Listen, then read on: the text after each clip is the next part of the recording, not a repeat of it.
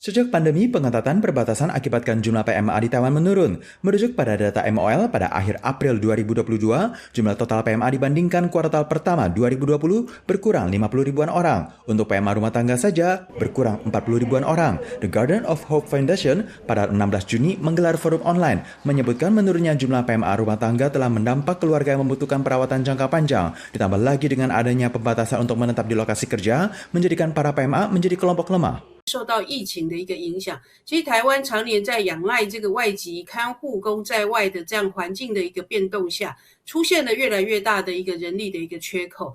Perwakilan EIT yang juga hadir dalam forum secara khusus mengambil contoh laporan masalah perdagangan manusia 2021. Dalam kondisi pandemi, pembatasan lokasi kerja untuk PMA hanya boleh berada dalam lingkungan kerja saja, bermungkinan memaksa mereka bekerja pada saat hari libur.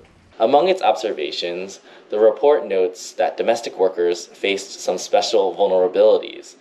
They risked being confined to their workplaces by stay-at-home orders and of being forced to work during their mandated rest days. Banyak ormas sosial yang mengimbau pemerintah dapat benar-benar memperhatikan masalah yang dihadapi PMA dan kontribusi yang dilakukan bagi Taiwan dengan memberikan penghormatan dan perlakuan yang adil bagi para pekerja, menurunkan permintaan yang irasional di mana bisa mempengaruhi kesehatan mental. 16 Juni, Taiwan mencatat 63.170 kasus lokal dan 168 kasus meninggal. Secara keseluruhan jika dibandingkan pekan lalu, ada kecenderungan menurun. Tidak lama setelah Tiongkok melarang impor produk ikan kerapu, kantor urusan Taiwan RT dalam jumpa pers tanggal 15 Juni menyampaikan jika ditemukan adanya kandungan virus corona dalam bungkusan luar produk hasil laut beku dari Taiwan. Untuk itu per 10 Juni menghentikan sementara pengajuan izin impor sepanjang sepekan. Merujuk pada situs Bea Cukai Tiongkok dijelaskan bahwa berawal dari bungkusan ikan layur diketahui mengandung virus usai dites asam nukleat. Namun pemerintah Taiwan ajukan protes berulang, menganggap bahwa belakangan ini Tiongkok menggunakan alasan COVID-19 terhadap beberapa negara sehingga telah mendampak pada perdagangan internasional dan meminta Tiongkok untuk mengajukan bukti ilmiah.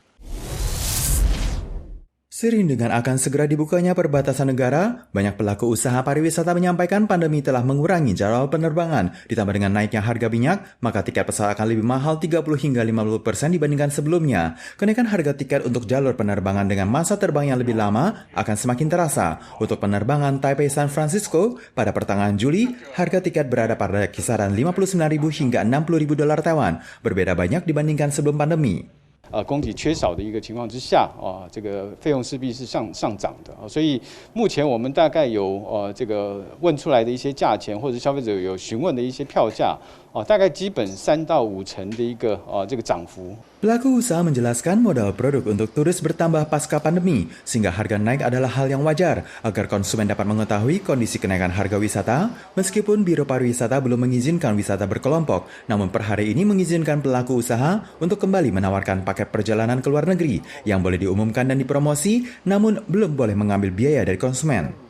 Biro Pariwisata menjelaskan sejak pandemi merebak 2 tahun lalu, larangan bepergian secara berkelompok masih diberlakukan, namun telah melonggarkan peraturan larangan penayangan iklan wisata berkelompok. Komite Proteksi Konsumen beranggapan jika pelaku usaha dapat menayangkan iklan, namun dengan menjelaskan rujukan waktu perjalanan, agar konsumen dapat lebih jelas memahami produk paket wisata.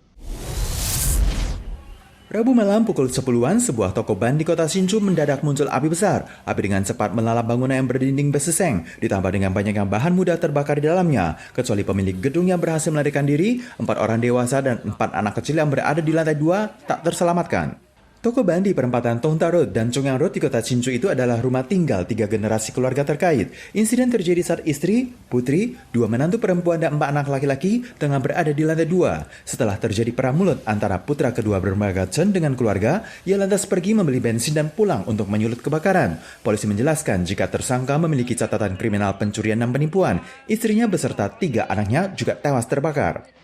Insiden telah merenggut 8 nyawa. Tersangka yang ada di lokasi juga telah diamankan oleh polisi untuk ditangani lebih lanjut. Petugas menganalisis saat kobaran api dimulai, 4 anak laki-laki masih berada di lantai 2. 4 orang dewasa menerobos naik untuk menolong anak, namun mungkin pingsan karena asap dan akhirnya turut menjadi korban tewas.